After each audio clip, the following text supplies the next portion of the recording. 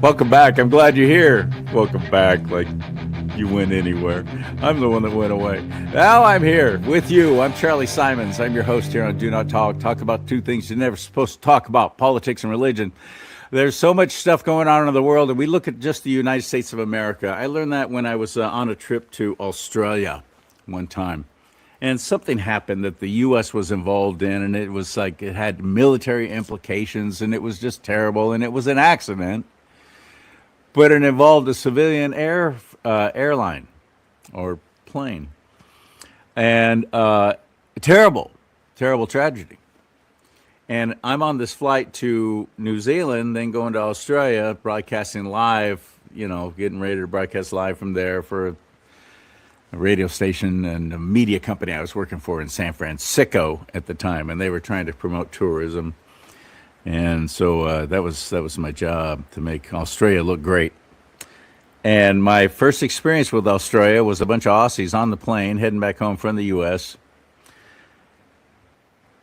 and they're all upset about it. They're all upset about what had happened, and they just know that you're an American. Just how we dress, how we act, I guess, how we talk and everything. They just know right away. They're coming up to me on the plane. So, Yank, what do you think about this, huh? What do you think about your president now, huh? And all that kind of stuff. And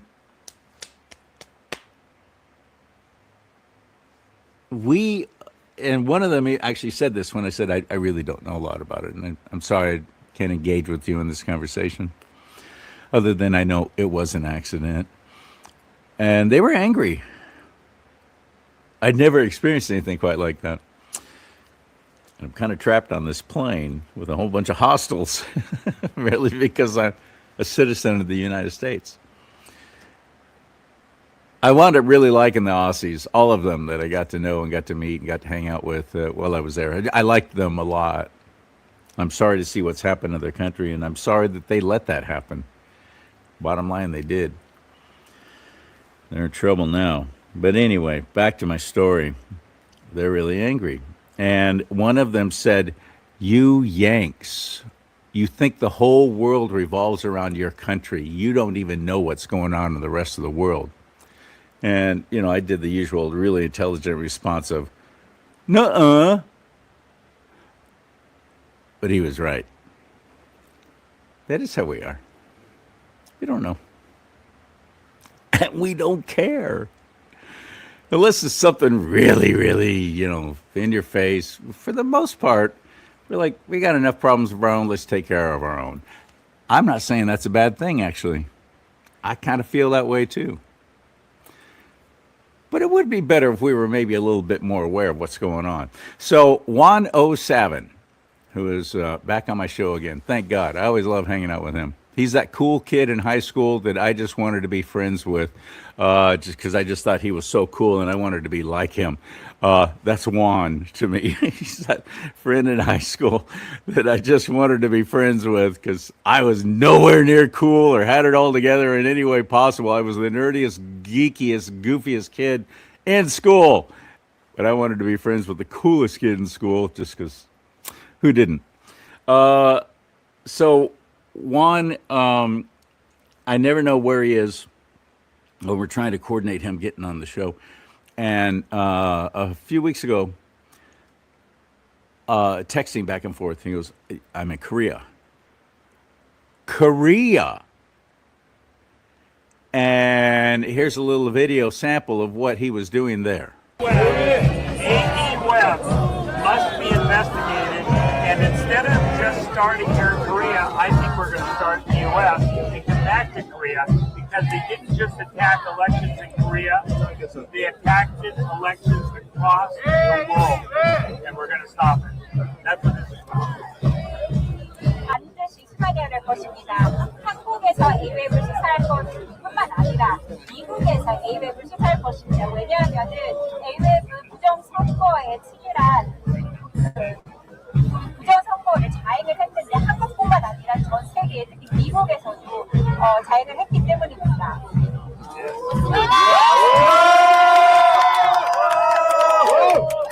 I'm proud and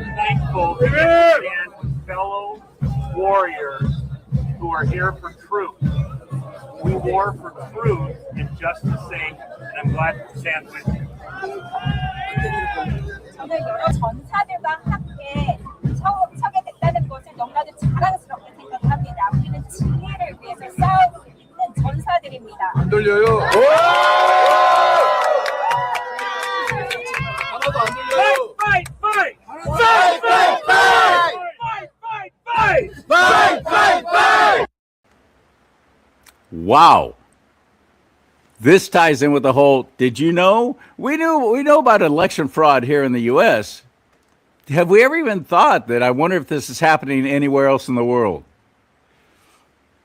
Let's get Juan into the mix. He's got some tales to tell and some facts to disclose on Do Not Talk. Are you ready? This is going to be good. Hit it.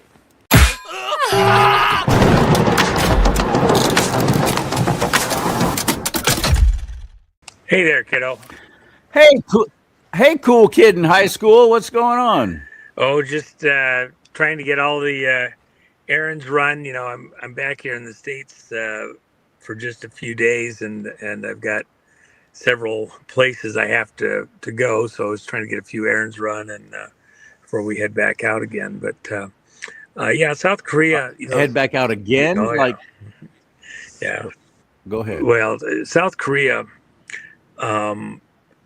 If you want to think about who's more on the precipice of our allies around the world that are the really true allies, South Korea's probably front lines.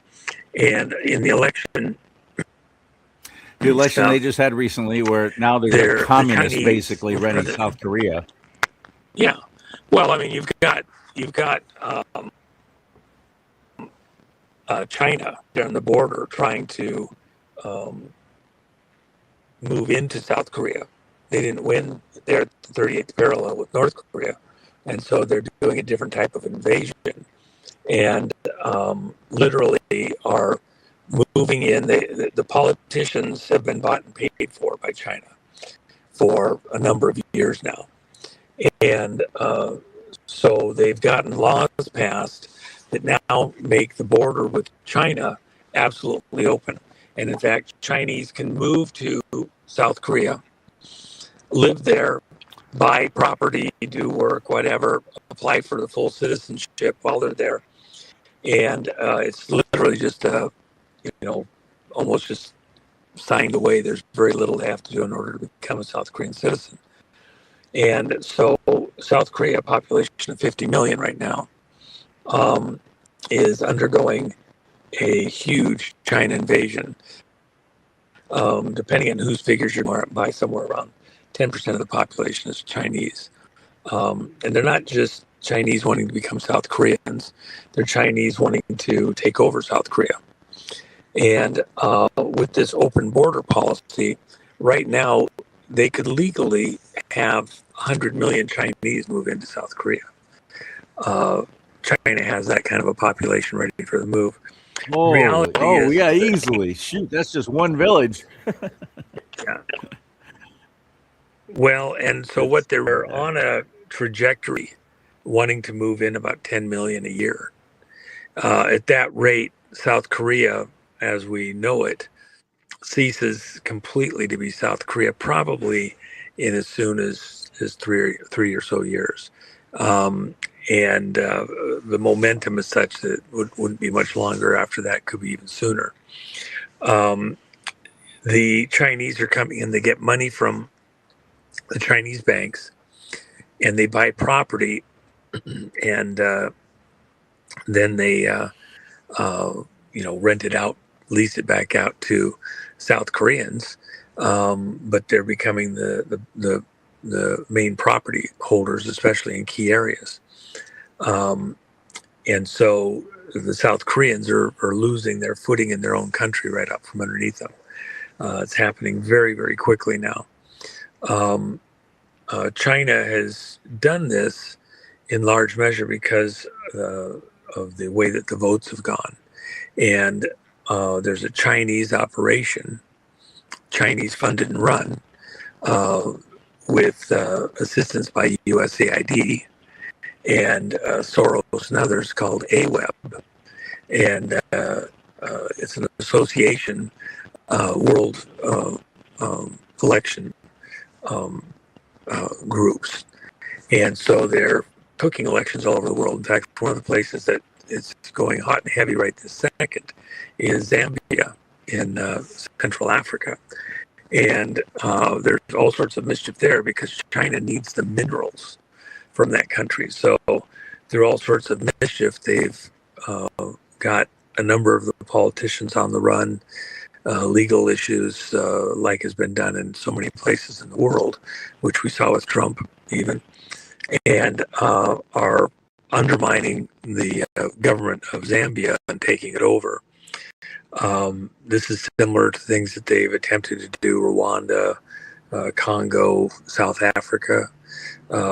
It's an extension of their policy, but it's because they want to control that mineral wealth as a pipeline to China to do all of the technological things that they do.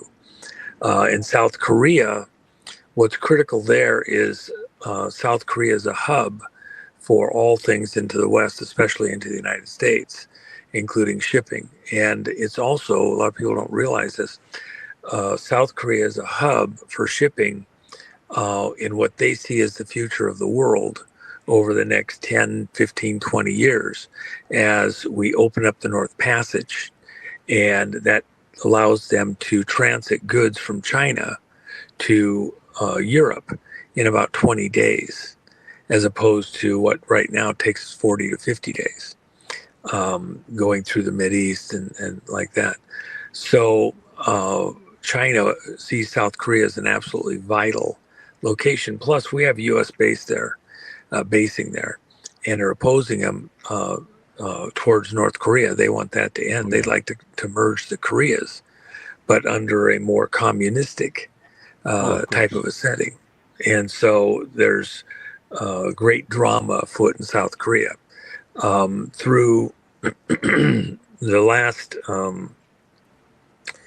couple of years, the push has been even more fully intensified because there was election integrity issues with the elections in South Korea. The president of South Korea, President Yoon, had intoned that he was going to go find the truth on the elections. And there's a National Election Center, NEC building, where all of these things are tabulated and kept, and computers and servers and all that. And there's other locations also where there's parts and pieces of the puzzle. At a certain point, the manipulation of the elections was so extreme that he declared martial law, went into the voting centers, and tried to gather the right materials. Depending on which version you hear, some of the military that was helping him during this martial law, which was only 2.5 hours, just so you know, it wasn't weeks or months. There's no machine guns in the streets and tanks in the streets and all that.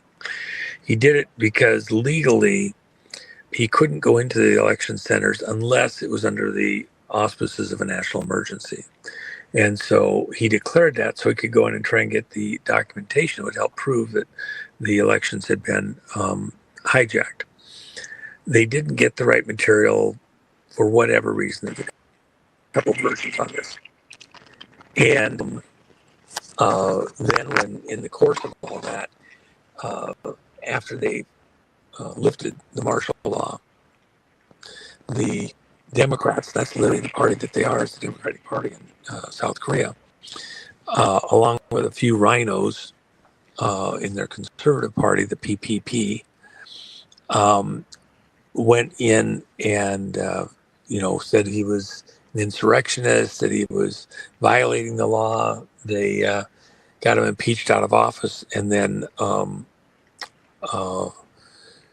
he was subsequently put in prison. So with that in mind, South Korea's president, the person that was actually legitimately put there, was taken out of office. And then what's happened since, it's getting a little hot there in the hot rod. Okay. Double entendre there. Right.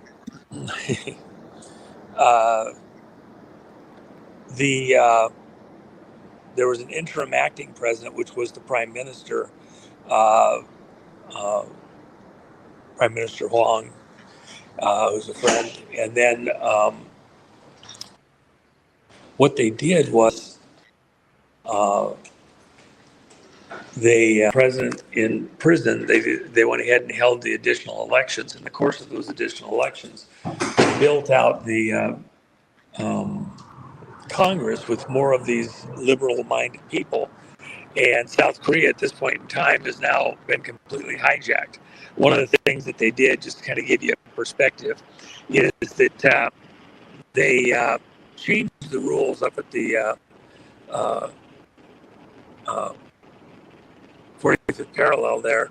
What they did is they decided that it was too aggressive for South Korean soldiers to have bullets in their guns. Somebody might shoot somebody. So first they took away the bullets, then they took away the guns because they didn't want to even see guns. North Koreans see guns like they're getting ready to attack and come over the border. Then they decided that they didn't want these guys somewhere carrying knives and swords and stuff like that to defend themselves. They didn't want that, so they gave them batons. So now the only real defense against North Korea coming across the border is the U.S. Army, U.S. military. The South Korean Army, they're doing drills right now, joint training exercise with the U.S. forces. But just to further seal the picture, they had a division of the Army that was totally focused on drone warfare, which in this modern world, as you've seen with the stuff going on with Ukraine and Russia, drones have become just the whole war in many ways. And but South Korea, their Congress defunded the drone forces and shut them down, and disbanded them.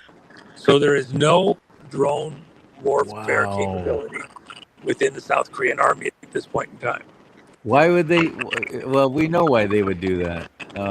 This is blatant. This is just absolutely in your face. They're doing what they want. They're in control now. I don't see how we get out of this. We, as in collectively, those who want freedom for all of our fellow citizens on the planet. We would love to see that for everybody because we love it. And we thank God that we have it, at least so far. But in South Korea, how do they come back from this?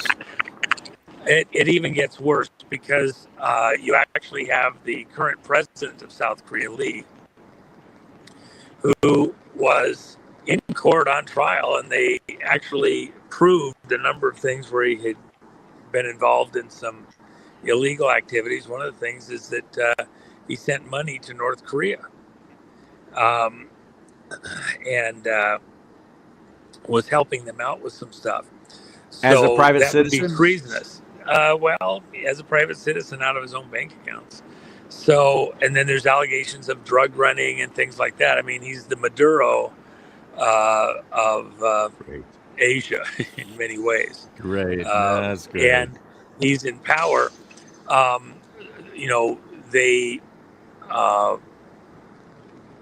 would love to have the Chinese more involved there and are looking for every possible way to do that.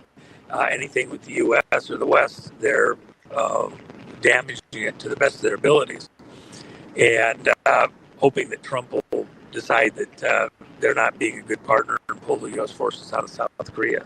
That's their pipe dream. The people of South Korea know that the core to this whole fight is election fraud, theft within the election system. Obviously. So they know that as it sits, there's no possible way for them to get out of this if they can't I don't see how. get honest elections again. And that's what Especially they're fighting. when you have porous borders and you have your enemy pouring in and buying up your land and your property and then rinsing it back to you. Yeah. That's ridiculous. Well, again, where this has gone, though, now, a lot of people, just like President Yoon, remember, he is in prison right now. He's been in prison for like 400 days now. After the kangaroo court trial, couldn't even put on a defense. He's in prison essentially for life. His wife is in prison also. And so he's very careful what he says from prison. And the assertion is because things will go easier for his wife as long as he shuts up, does his time. If he says too much, then her fate will go harder for her. So he has come back to his Bible, professes Christianity, and quotes scripture and prays with his attorneys and like that. And that's what, President Yoon is doing right now.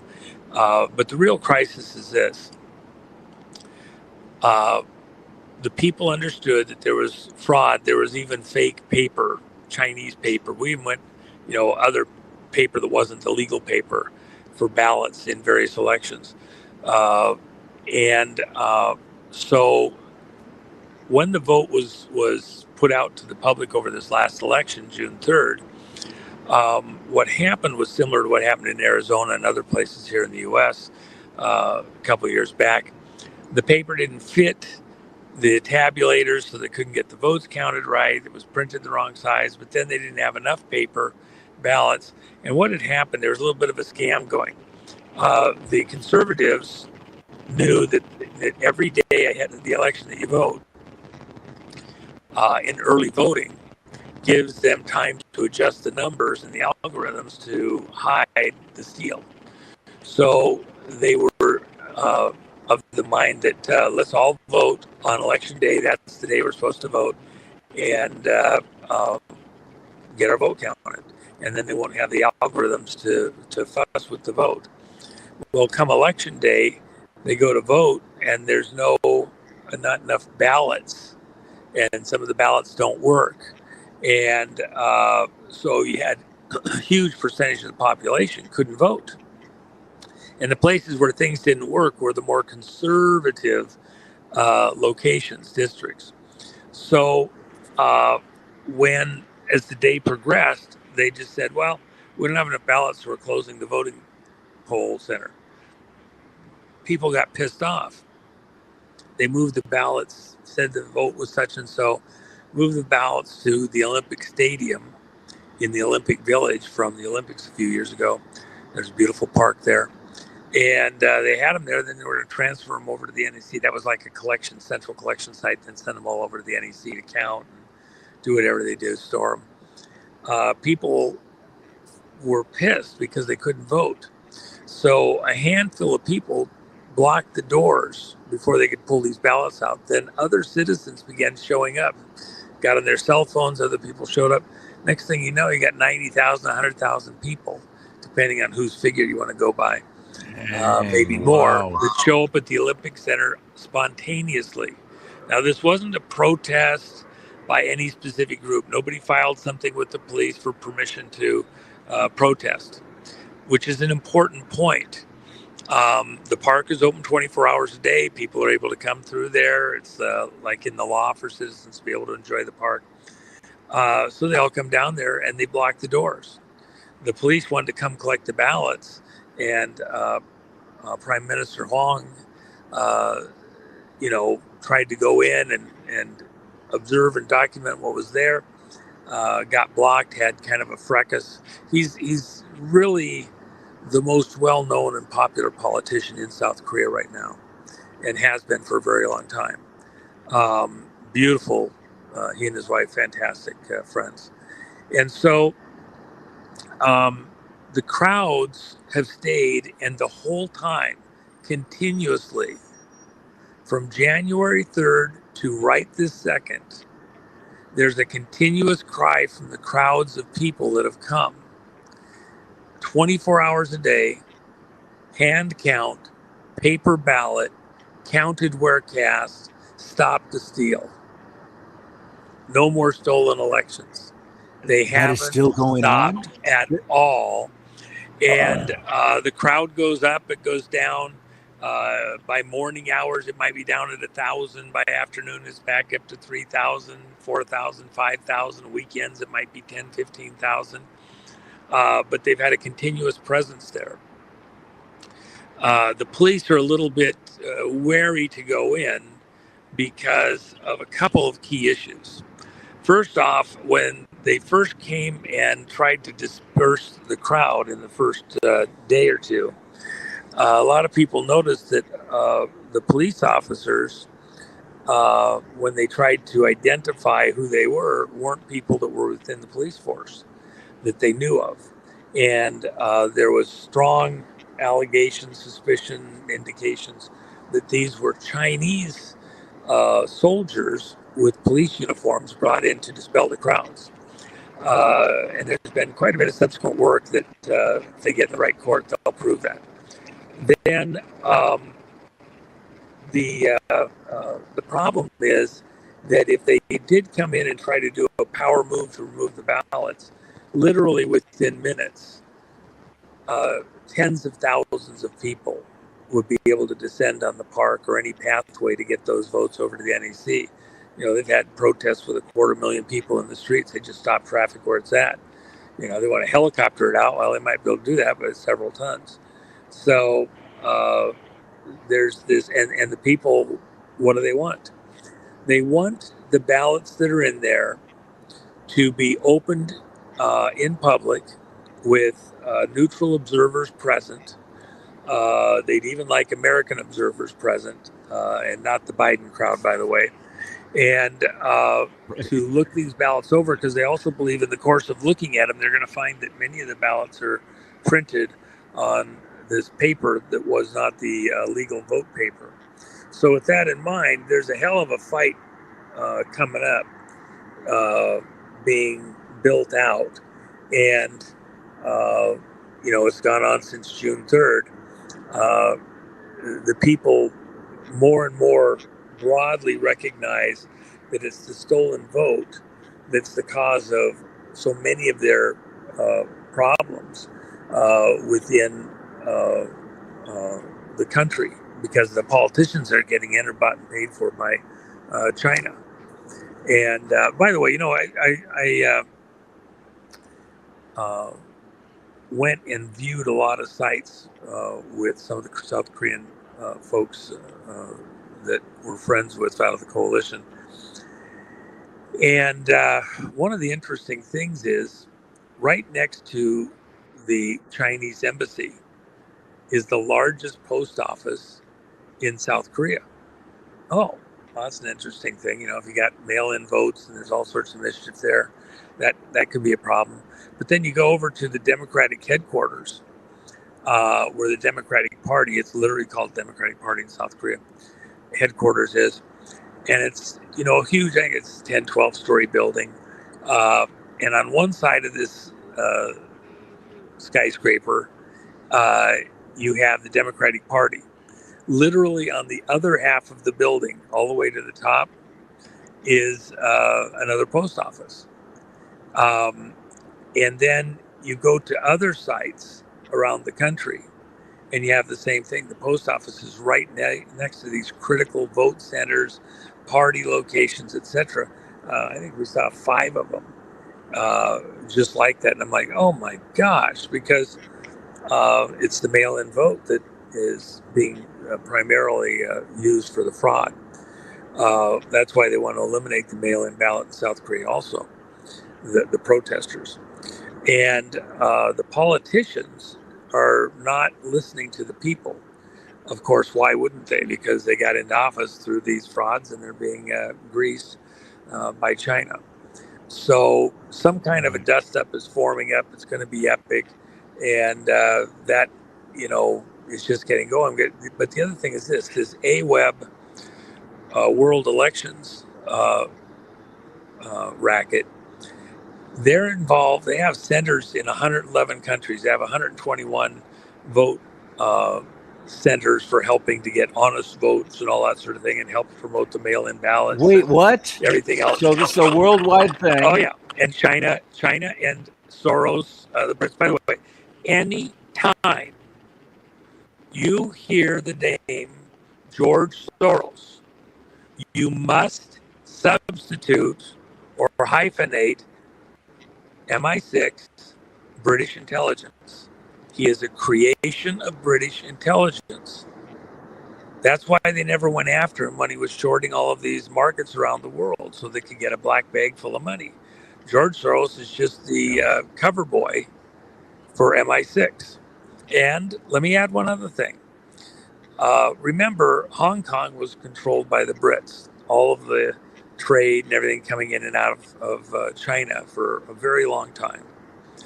And Decades. so 100 years, I think. when Hong Kong went back to Chinese control, all of those corporations, all of those families, their banking was all into the 1 square mile in city of London, city within the city. The real controller of China at every level and beneficiary of China at every level is the banks at the center of the city of London and that 100 banks in the square mile. And all those clubs associated with them, all those secret handshake groups. China is really run in this globalist operation as an extension of the Commonwealth. So when you see MI6 and George Soros in doing stuff with their money, such as the thing with AWeb, you got to smell a rat in there. And then the other side of the coin is AWeb was getting USAID money from our own operations. Well, the one thing you have to remember about USAID, during the 70s, during the Church Committee hearings, when the family jewels of the CIA were being exposed, the then director of the CIA was testifying before Congress, and they were asking about USAID's activities in South America.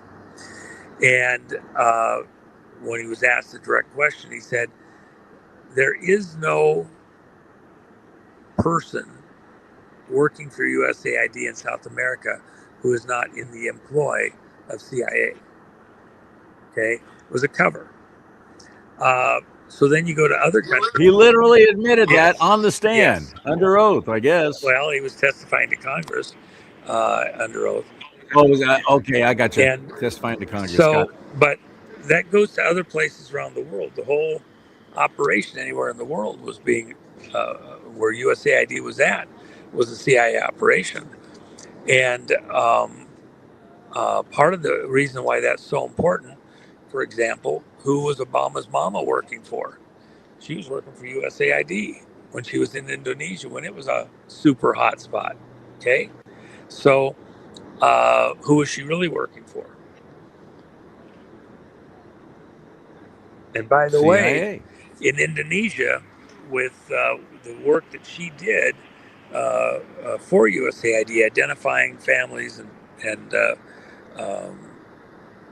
bloodlines and like that, Indonesia had a monstrous civil war unrest, and they went in and killed, depending on who you talk to, somewhere between 1 and 5 million. And the information to decide who lived and who died, who was getting attacked, is the kind of stuff that Obama's mama was generating while she was working for USAID/CIA. The intelligence agencies in countries around the world are really part of a club for the globalista. That's why CIA, we have so many really great folks over there working in these agencies, but a core percentage are in there and have hijacked the operations, and they're doing work for the globalista. And so you can't look at them as being, doing honest work for America. They're doing work for somebody else. So it's part of this broader operation. And AWeb, getting money from USAID, funding from Soros. I can guarantee you that our own intelligence agencies are in there helping them. And that's why we're not getting to the truth of what's going on with AWeb's involvement in elections in 111 countries. And we're going to get to the bottom of it. And when President Trump says China stole the 2020 election here in America, when we get done with America along the way, we're going to be going after those fraudulent elections not just in the 71 countries besides the United States that our Venezuelan technicians are testifying to in courts right now, but 111 countries, including now Zambia, in what's happening there. And so this is very important for the American people. The fight doesn't end with just getting China out of U.S. elections in our system. There's other things involved also. It's fairly serious.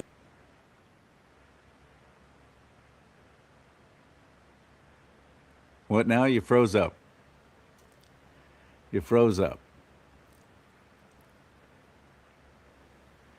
There's something about Juan, whenever I have him on, there always seems to be technical difficulties. Always. Are you there, my friend? You froze up. If you can still hear me. Going back to South Korea, what you were describing, what's happening at the building where they're storing the ballots, and they want to collect them. The government, the law enforcement wants to collect them. These Chinese soldiers in police officer uniforms want to collect those ballots, and there's literally we, the people of South Korea, barricading the door and saying, oh, no, you don't. Not until this is investigated, not until we get this done and we get to look at these and make sure it's all right. That's what I'm getting, which to me makes it there January 6th. So I've lost one altogether. While we're waiting for Juan to come back on, could I ask you to please click that QR code right there? If you can, that'll take you right to my Venmo account. If you can help this show. Juan has an event that we're about to talk to. Juan's event is coming up in September 2026, next month. This is going to be huge. This is going to be huge. This kind of thing he's talking about right here, it's going to be that on steroids. Hundreds of people are all meeting at the Ahern Hotel, and we're going to be in Las Vegas for Juan's next summit that he has coming up. And I'll let him tell you how to buy tickets, how to get involved, and hopefully I'll see you there because I'm going, Lord willing. But I sure could use some help financially, so I can do that. So if you could, please click that QR code right there. Or just go to my website, CharLeeSimons.com, CharLeeSimons.com, and you can give through there. Or you can buy some merchandise. I have all kinds of stuff. My little merch store, like this mug, which I love. Let's talk about politics and religion. Look at that big old 15-ounce coffee mug. It's big. And that's how I like. I like big mugs. I cannot lie to them. The brothers can't deny. So if you'll go to CharLeeSimons.com or just click on that QR code and help me go to Las Vegas. I sure would appreciate it. I don't know if he's going to come back on. I'm going to text him right now for everyone watching live. Thank you for your patience. Are you coming back on? Voice to text.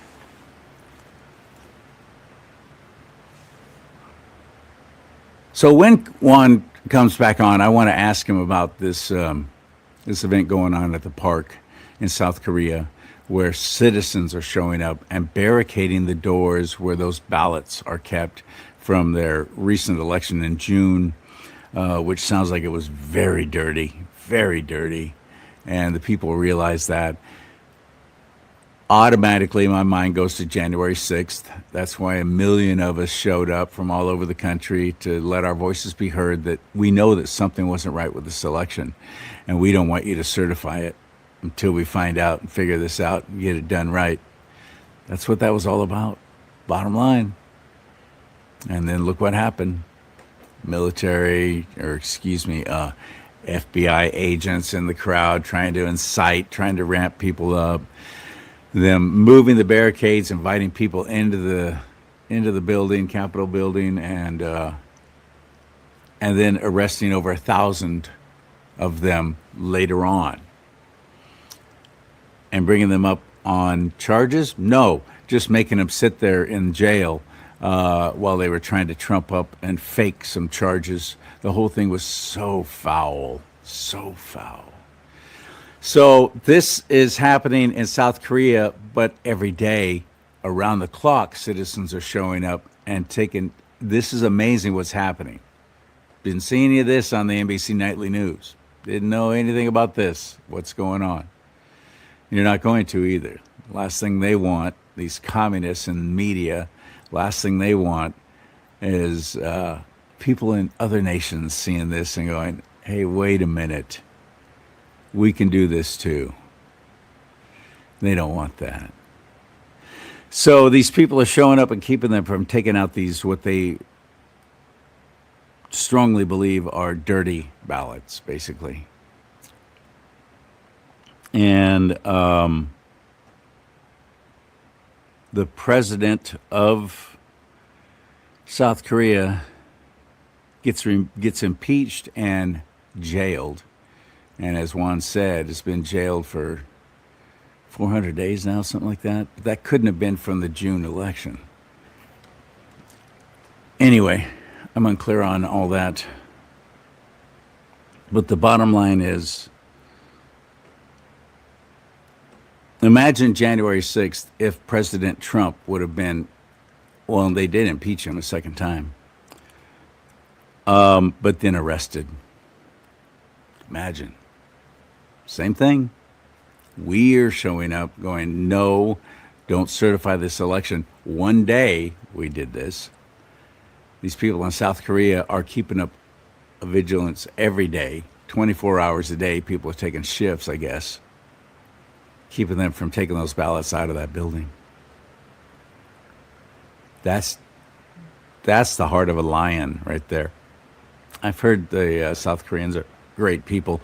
I'm sure the North Koreans were great people too. How could they allow communism to take over like that? Well, we see how. They start with the youth, start with the high school and college kids, get them indoctrinated, get them all ramped up, get them all thinking socialism and communism is the way to go because we'll all get taken care of. And then next thing you know, and there's no coming back. You can't fight back against that once they are in tremendous power like that. The communists, that's what they do. Why would they be so interested in South Korea? Why can't they just leave them alone? Why couldn't China just leave Korea alone? We got our country, we're communists, that's great. We're going to show the world how great communism can be. Well, they didn't. And that's because I believe it's all based in satanic worship. Really, it's all so satanic, isn't it? Steal, kill, and destroy, invade, take over, 100-year plan. They plan out these things 100 years in advance. How do we fight against that? Pray against evil. Be no part of the works of darkness, but instead even expose them, according to Ephesians 5:11. Pray against evil. We're to pray against that it fails. Ask for the Lord's intervention. Stand up through him. That's the battle we're fighting. Well, I'm sorry that Juan did not make it back on. I don't know why. And on that note, we'll have to try and pick this up later. I learned so much stuff that I'm not getting from the media, that's for sure. What do we do with that information? I'd start with prayer. Pray for those people. Pray for the success of those fighting against the communist takeover of South Korea. Pray against evil. Take it to the Lord. And ask for that protection from wickedness all over the world. Our God is bigger than anything that they could devise or think of.